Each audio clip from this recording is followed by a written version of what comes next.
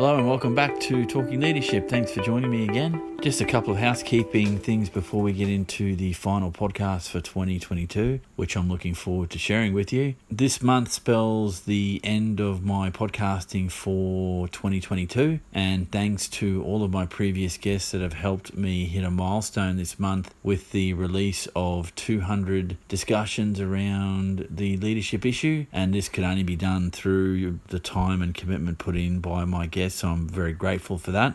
A lot more content to come in 2023, including the release of a new channel looking at a deeper dive into leadership issues, which I can't wait to share with you. And finally, I'll be joined by a new production manager. So a lot more to come next year, and I can't wait for that. My guest today is Fiona Manson. Fiona is the manager for Global Procurement and Supply at GroundProbe. Fiona's joined me previously in podcasts through the Best Practice Network, and I'd like to say g'day to everyone at the Best Practice Network, and of course to Neil Corden, who has also helped me out from GroundProbe as a guest on the podcast. So thanks everyone. Let's head over to the discussion and a chat with Fiona. G'day Fiona, how are you, mate? Yeah, good. Thanks, Eric. Your leadership in its beginning. So walk us through how you got to the role you're in today. Yeah, well, look, my deliberate leadership journey, I'd say, really only started when I joined here at GroundProbe about 4 years ago. So it was,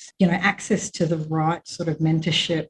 Neil Corden, you've had on your show before. He's been a really strong supporter of me and mentor, which is so valuable. So I became more self-aware and the best ways I can harness my strengths to be a better leader. But I'd probably say before that, my leadership styles were more subtle and maybe more intuitive. So, my dominant qualities and attributes were around strategic thinking, relationship building, evolving and innovating processes. And, I hold myself to a high standard of, values and ethics. And that's in, my profession. So I've been doing purchasing and procurement for over 10 years. So, that's the skills I needed to do my role effectively. So I feel that they're really strong foundations for what a leader has. So that's, I kind of look at, I already possessed some of these qualities. And then thanks to GroundProbe and Neil that I've been able to really, try and master my craft, which has been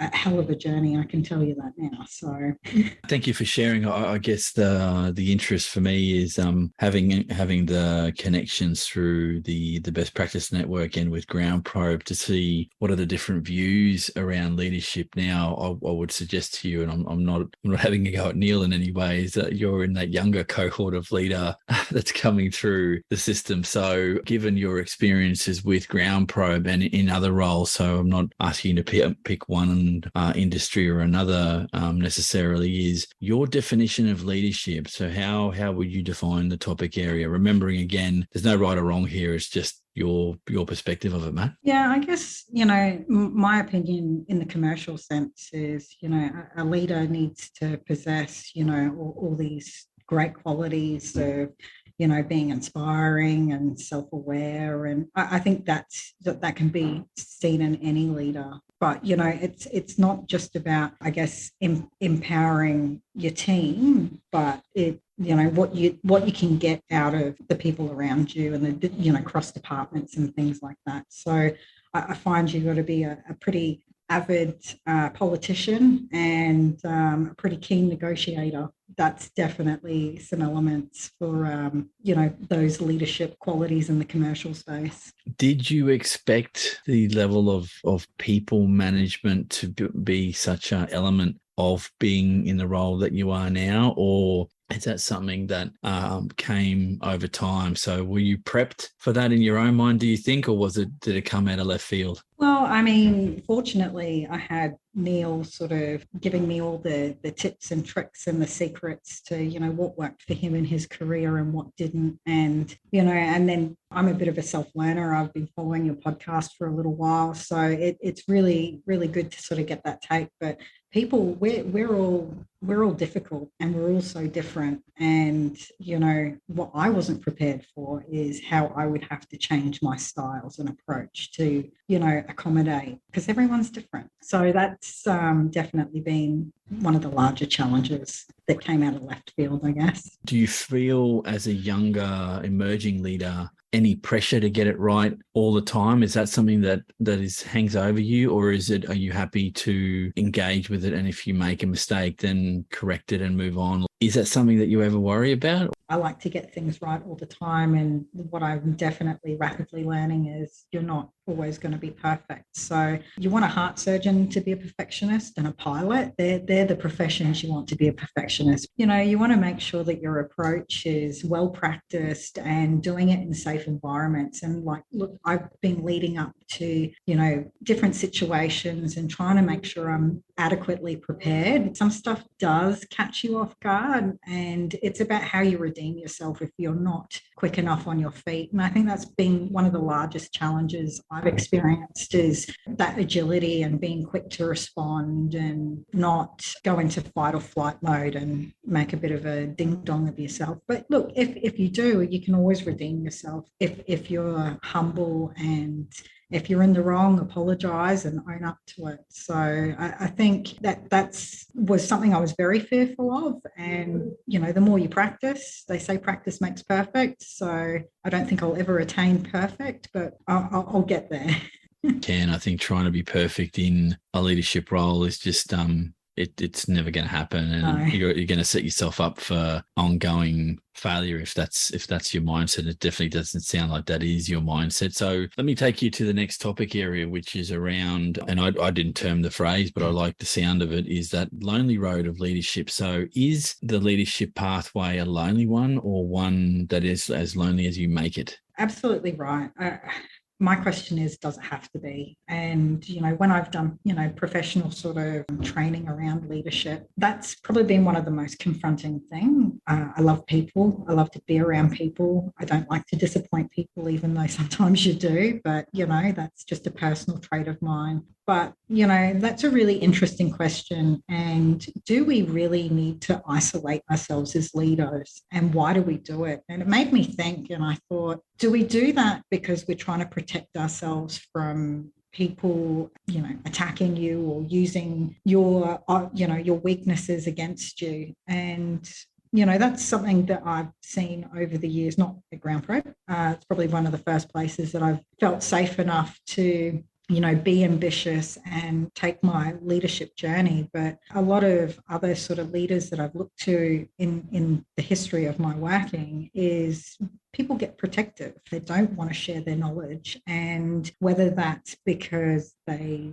don't want it to be used against them, or they don't want to have their job taken. So it is one of those things. I don't think it needs to be lonely. And what I found is you need a network, like a community. I did a women in leadership program the other year, and that was great. And we all still keep in touch. The facilitator was amazing. And I felt that was what also gave me additional confidence in being open. That idea of collaborative leadership and making yourself vulnerable and sharing your knowledge and sharing what your strategic advantages are. I think some leaders will not do that because they don't want to give away their edge, and particularly give that away to those that are up on the come up. And that tension is always going to be there, because unfortunately, as you mature and age into a role, there's going to be younger people coming in and wanting the same things that you did. And so I think there's a high degree of being magnanimous and being open to helping those on the come up, if you're already there, or if you're not. Like you said, I think networking is probably the best way to do it with your peers and sort of grow your skill sets together, if that's how you're oriented. And it sounds like that you're happy to do that. You've answered the question a very different way. I haven't heard it answered that way before. That does it need to be lonely? I guess, yeah, I don't have a response to that. And I'm the one asking the question. I don't know if there is an optimal response, other than to say, for me, I think at that point we have to make a decision one way or another. And I'll use an example of, if you have to let somebody go because the economics of the business means that the roles become redundant, I think that conversation is one of the hardest conversations you'll ever have with another human being, if you're prepared to deliver the news yourself. Fiona, how do you measure success? And I don't just mean numbers. So as a leader, what's your measure of success, mate? Yeah, this is a very open question, and I love asking this in interviews when I'm interviewing people because it's a good perception on how people think. But I've found the most rewarding sense since I've gone into sort of more leadership roles here is seeing other people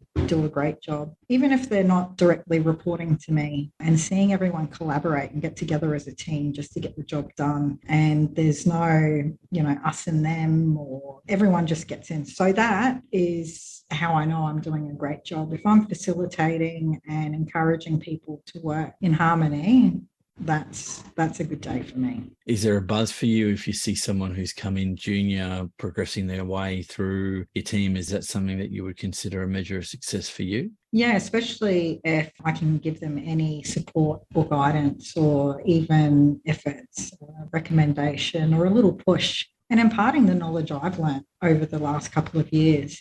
It's the uncomfortable areas where you grow. So you got to lean into it. You got to remind people just to lean into it. So if I can have a hand in that, that makes me feel really good. So the reason I use this particular theme is that it's interesting to me that some human beings will get some joy out of seeing others progressing. And I do remember in a previous job that I held that when I advised my then manager that I was moving on, she was quite upset but happy in a good way that, hey, you're moving on and you're doing other bigger and better things. And I think it's the mark of a very successful and human focused leader that you can draw some, what's the word I'm looking for? You can draw some energy from those that are succeeding around you, because it's only going to make you more successful, but that's not why you do it. It's just a byproduct of that process. And I think we've all met leaders like that. They're not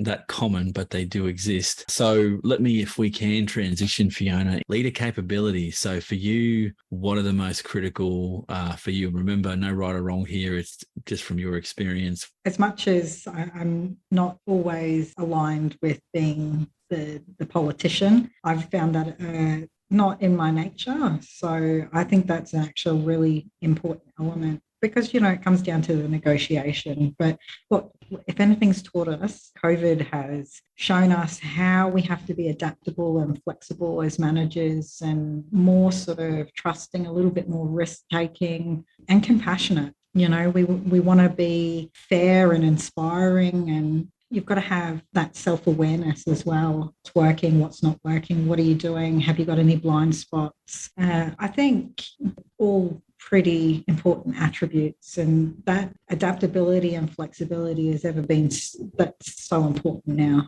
I would ask you the following, if I could, just to tease out one of the responses you gave, if I could, is the difference between being a manager and being a leader. Are you seeing that more and more in your travels? And again, why I ask this is it's been put to me that management is about process and operations, whereas leadership is about people and strategy and looking forward to the future. So do you buy into that dichotomy, or do you believe that they're intermixed? You can be both, I feel, but you do have managers and you can have leaders. You'll find that leaders have a strong influence over all areas, not just their direct reports or the process. And I find, the profession that I do, because you've got that end-to-end sort of supply chain touch points, you really need to have that across business process understanding. So, to be recognized as a leader, you need to be able to influence in multiple departments. So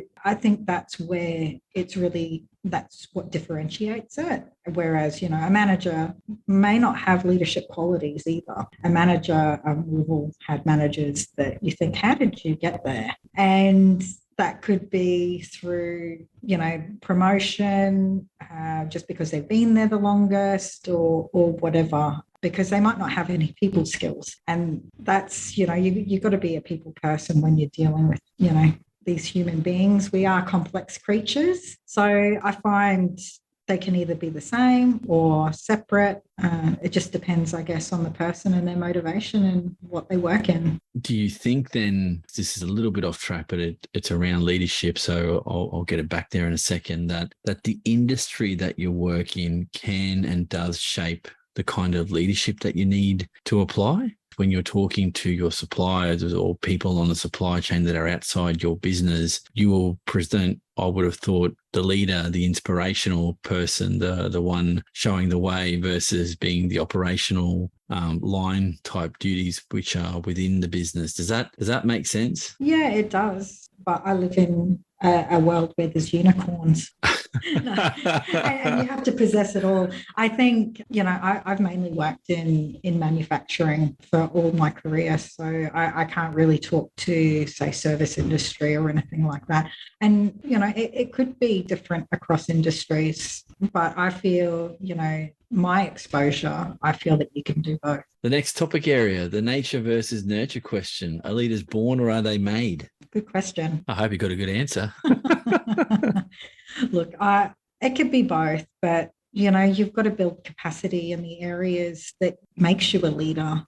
You can have your natural personality, but to be a great leader, you need to possess certain skills, and that can be learnt through the right role models, the right mentorship, being self-aware, being self-motivated to go find out about yourself, being reflective, getting feedback is so important, how you can grow as a person. I think there are natural leaders, but I think you can also make leaders, people who have the right personality and the right motivation. Yeah, that sounds like your response, but might be in part influenced by the nature of the industry that you work in, that you can develop people to get there. And I haven't heard it put that way, but it's interesting. I think, and my thinking changes week to week or discussion to discussion, but I think there's a mix of nature and nurture. So there are some people you meet that have got that X factor and people gravitate to them. They are persuasive communicators. They're really good listeners. They get to the nub of an issue and can paint a vision quite easily through storytelling and narrative and get people on board. Now that some people can build that and become very good at it, or some have got it naturally. And I've also met some people and some that I've hosted on the podcast in the very early days that said to me, and I don't take this as an insult, they've said, Eric, you're naturally an introvert. I've said, yes, that's a known to most people that know me. But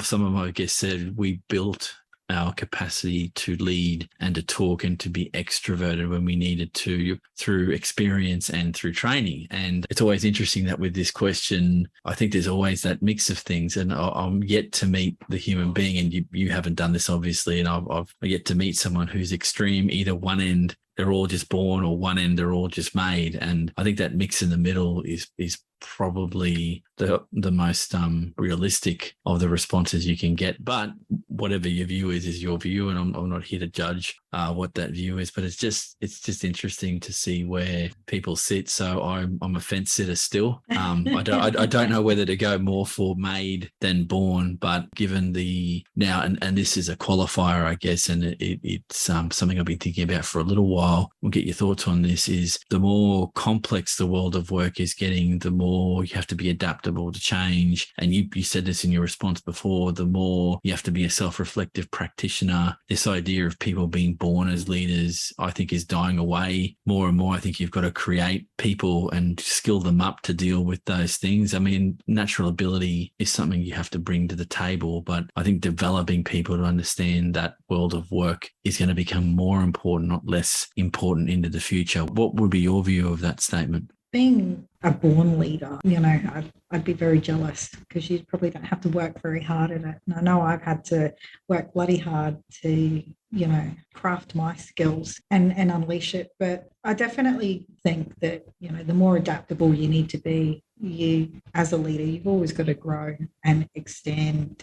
The world's changing so much. We're moving from different revolutions to global warming, and the world's just crazy. So we need to look at ways that people can just unleash their best selves. Can't disagree with that. So final topic area, Fiona, looking back at your leadership pathway, what would you say to a younger version of yourself about being a more effective leader? Yeah, well, I mean, just starting out in the journey, I think the hardest thing I had to do was decide what I wanted and not be scared to be ambitious. Identify what that is, be ambitious, it's okay. Just don't be arrogant. Find those strong networks and mentorship and community and go for it. Get as much information as you can. Be open-minded and caring and aware of your surroundings and your people and how you're impacting. I remember Neil always used to say to me when I first started on this journey, every conversation counts and it all matters. So when you walk away from a conversation with someone, even if it was a casual one and you're in a bad mood, reflect on that and say, okay, well, how would that person have perceived me? Is that sort of how I want to convey myself as a strong leader? So that probably sums up what I impart to a younger Fiona for sure. So before we go, Fiona, what is it you do at GroundProbe and how can people get in touch? So you can find me on LinkedIn. GroundProbe is a success story, which is great. We've been around for 21 years and it was a product born out of a industry-funded PhD. You can